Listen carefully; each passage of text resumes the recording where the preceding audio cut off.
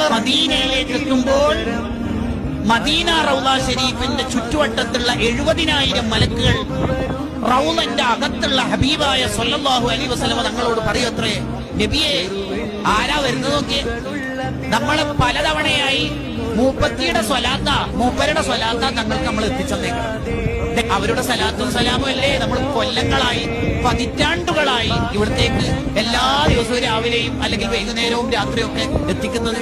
അതാ അവർ ഉടലോടെ വരുന്ന അവരുടെ സ്വലാത്ത സാധാരണ ഇവിടെ എത്താറുള്ളത്, നമ്മളല്ലേ എത്തിക്കാറുള്ളത്. ആ മനുഷ്യനാ വരുന്ന നബിയെ എന്ന് പറയലോടുകൂടി നമ്മുടെ പ്രിയപ്പെട്ട ആളാണല്ലോ വരുന്നത്.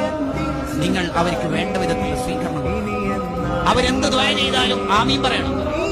അള്ളാഹുവിനോട് പറഞ്ഞ ആ ആവശ്യങ്ങളൊക്കെ പൂർത്തിയാക്കി കൊടുക്കണം. അവരെ നിങ്ങൾ മുസാഫഹത്ത് ചെയ്യണം.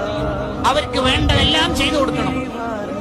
ആരുമില്ലാത്ത യൗമലായും സൗമാലും വല ബനൂൻ, ആരുമില്ലാത്ത പരലോകത്ത് ഞാൻ അവർക്ക് ശഫാഅത്ത് ചെയ്തോളാം. മൂന്നാമത്തെ